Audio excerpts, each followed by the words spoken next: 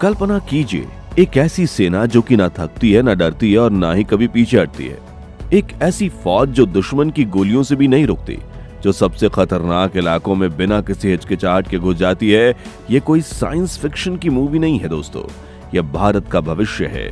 जी हाँ, भारतीय सेना अब रोबोट के ऐसे विशाल बेड़े को तैयार कर रही है जो आने वाले समय में हमारी सीमाओं की रक्षा करेगा। आखिर क्यों भारत इस तकनीक में अरबों रुपए निवेश कर रहा है? क्या ये रोबोट सच में युद्ध के मैदान में इंसानी सैनिकों की जगह ले सकते हैं? और सबसे महत्वपूर्ण सवाल, क्या भारत इसी तकनीक की दौड़ में अपने दुश्मनों से आगे निकल पाएगा? आज हम जानेंगे भारत की रोबोट आर्मी के बारे में वो सब कुछ जो आपको हैरान कर देगा। दोस्तों, अगर आप हमारे चैनल पर पहली बार आए हैं तो इस चैनल को सब्सक्राइब करना ना भूलें। चलिए शुरू करते हैं। रोबोटिक युद्ध का नया युग। आधुनिक युद्ध का चेहरा तेजी से बदल रहा है।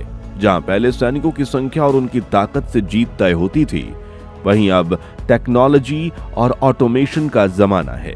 दुनिया भर की सेनाएं समझ चुकी हैं कि भविष्य में युद्ध में रोबोट्स और आर्टिफिशियल इंटेलिजेंस की भूमिका निर्णायक होगी। अमेरिका, चाइना, रशिया और इजराइल जैसे देश पहले से ही इस क्षेत्र में करोड़ों डॉलर खर्च कर चुके हैं। इन देशों के पास ऑटोमेटेड वेपन सिस्टम्स, ड्रोन स्वॉर्म्स और अनमैन्ड ग्राउंड व्हीकल्स का एक पूरा भंडार है। भारत भी अब इस दौड़ में पीछे नहीं रहना चाहता। Defence Research and Development Organisation यानी DRDO और भारतीय सेना मिलकर कई प्रोजेक्ट्स पर काम कर रहे हैं।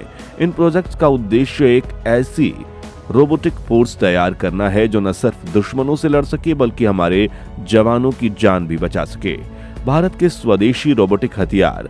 भारत ने अपने रोबोटिक आर्मी बनाने के लिए कई गुप्त प्लेटफॉर्म्स विकसित किए। सबसे पहले बात करते हैं दक्ष रोबोट की, जो बॉम्ब डिस्पोजल और गुप्त ठिकानों को ढूंढने के काम में माहिर है। ये रोबोट रिमोटली कंट्रोल होता है और खतरनाक विस्फोटकों को सुरक्षित तरीके से नष्ट कर सकता है। दक्ष ने पहले ही कई आतंकवादी हमलों को नाकाम करने में भूमिका निभाई है। फिर है मंत्रा रोबोट, जो 3 अलग अलग वर्जन्स में आता है। मंत्रा S सर्विलांस के लिए, मंत्रा M माइन डिटेक्शन के लिए और मंत्रा U अनमैन्ड ग्राउंड व्हीकल के रूप में काम करता है। ये रोबोट्स दुर्गम इलाकों में आसानी से काम कर सकते हैं और रियल टाइम डेटा भेज सकते हैं। DRDO ने हाल ही में एक और रेवोल्यूशनरी प्रोडक्ट लॉन्च किया जिसका नाम है मल्टी यूटिलिटी लैग्ड इक्विपमेंट यानी कि मूले। ये 4 पैरों वाला रोबोट है जो पहाड़ी इलाकों, खराब रास्तों पर भी आसानी से चल सकता है और सैनिकों का सामान ढो सकता है। भारतीय सीमाओं पर रोबोट्स की तैनाती। भारतीय सेना पहले से ही अपनी सीमाओं पर कई रोबोटिक सिस्टम्स का इस्तेमाल करती है। लाइन ऑफ कंट्रोल और इंटरनेशनल बॉर्डर पर सर्विलांस के लिए अनमैन्ड एरियल व्हीकल्स यानी कि ड्रोन्स तैयार किए गए हैं। ये ड्रोन्स दिन रात निगरानी करते हैं और किसी भी संदिग्ध गतिविधि की तुरंत सूचना देते हैं। पाकिस्तान और चाइना से लगी सीमाओं पर ऑटोमेटेड सैनिटरी गन्स भी लगाए गए हैं, जो थर्मल इमेजिन और मोशन सेंसर्स का इस्तेमाल करके घुसपैठियों को पकड़ते हैं। इन सिस्टम्स की खासियत यह है कि ये बेहद सटीक और मौसम की मार भी इन्हें प्रभावित नहीं करती है। सियाचिन ग्लेशियर जैसे अत्यधिक ठंड इलाकों में जहां इंसानी सैनिकों के लिए काम करना बेहद मुश्किल है, वहां रोबोट्स तैनात करने की योजना है। ये रोबोट्स न सिर्फ सर्विलांस करेंगे बल्कि सप्लाईज भी पहुंचाएंगे, जिससे हमारे जवानों की जान का खतरा कम हो। भारत के लिए रोबोटिक आर्मी सिर्फ एक टेक्नोलॉजी अपग्रेड नहीं है बल्कि एक स्ट्रेटेजिक नेसेसिटी है। हमारे देश की सीमाएं दुनिया की सबसे जटिल और चुनौतीपूर्ण हैं। एक तरफ हिमालयाज की बर्फीली चोटियां तो दूसरी तरफ थार का रेगिस्तान। हमारे पास 15,000 किलोमीटर से ज्यादा लंबी लैंड बॉर्डर्स हैं और लगभग 7,500 किलोमीटर की कोस्ट लाइन है। इतनी विशाल सीमा की रक्षा करना किसी भी सेना के लिए बहुत बड़ी चुनौती है। रोबोटिक सिस्टम्स इस चुनौती का समाधान हो सकते हैं क्योंकि ये लगातार काम कर सकते हैं और हर तरह के मौसम में इफेक्टिव रहते हैं। इसके अलावा भारत को अक्सर 2 मोर्चों पर लड़ने की तैयारी करनी पड़ती है। पाकिस्तान और चाइना दोनों से सीमा विवाद चल रहा है और दोनों देशों के बीच एक गहरी स्ट्रेटेजिक पार्टनरशिप भी है। ऐसे में रोबोटिक फोर्स हमें एक टैक्टिकल एडवांटेज दे सकती है जो युद्ध के समय निर्णायक साबित हो सकता है। आर्टिफिशियल इंटेलिजेंस और युद्ध का भविष्य। अब सवाल ये उठता है कि क्या ये रोबोट्स खुद से फैसले ले सकते हैं? भारत इस मामले में बहुत सावधान रुख अपना रहा है। हमारे डिफेंस प्लानर्स का मानना है कि क्रिटिकल डिसीजंस हमेशा इंसानों के हाथ में ही होना चाहिए। रोबोट्स को ऑटोमेशन नहीं देना चाहिए, बल्कि सेमी ऑटोनोमस इन्हें बनाया जा रहा है, यानी वे अपना काम खुद कर सकते हैं, लेकिन फाइनल डिसीजंस किसी इंसान ऑपरेटर का होगा। भारतीय सेना में एआई का इस्तेमाल मुख्य रूप से डाटा एनालिसिस, पैटर्न रिकॉग्निशन और थ्रेट असेसमेंट के लिए किया जा रहा है। आर्टिफिशियल इंटेलिजेंस की मदद से हजारों घंटों की सर्विलांस फुटेज को चंद मिनटों में एनालाइज किया जा सकता है।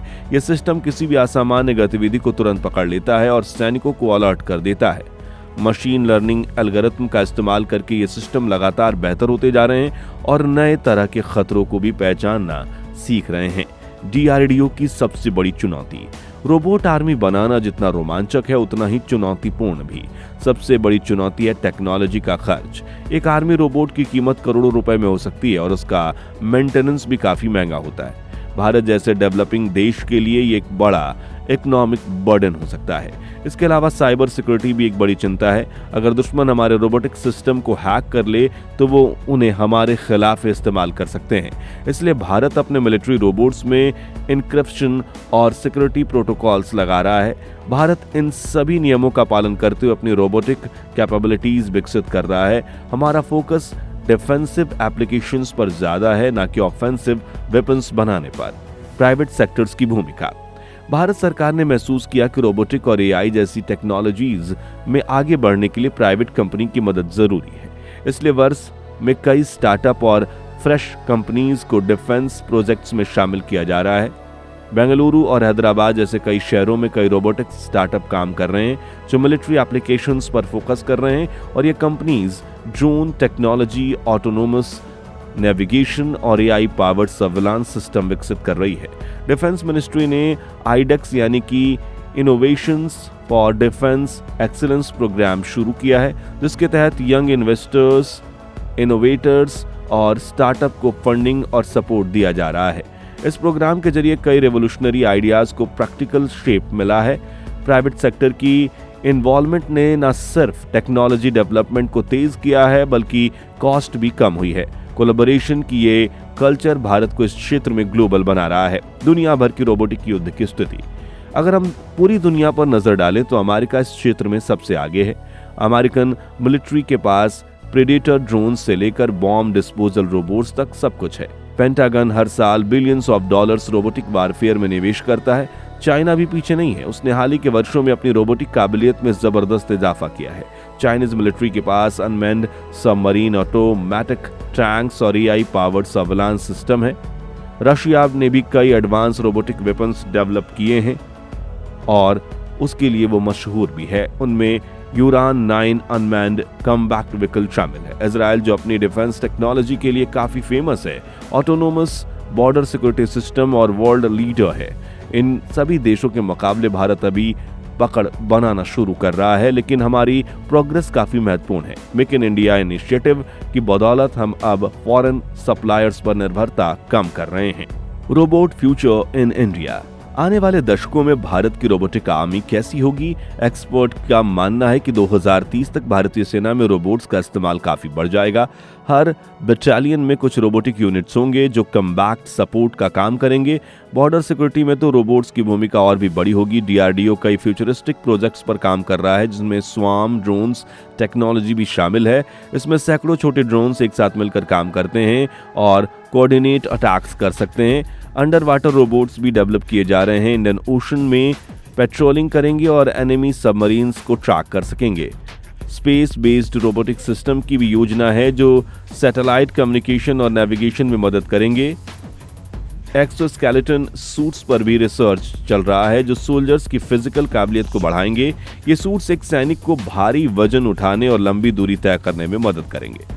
रोबोट आर्मी का प्रभाव। भारत की रोबोटिक आर्मी का सबसे बड़ा स्ट्रेटेजिक एडवांटेज ये होगा कि इससे हमारे सोल्जर्स कम घायल होंगे। जो काम सोल्जर्स को खतरनाक सिचुएशन में जाकर करने पड़ते थे वो अब रोबोट्स कर सकते हैं। माइन क्लियरिंग, बिल्डिंग क्लियरेंस और हॉस्टाइल टेरिटरी जैसे खतरनाक मिशंस में रोबोट्स का इस्तेमाल जवानों की जान बचा सकता है।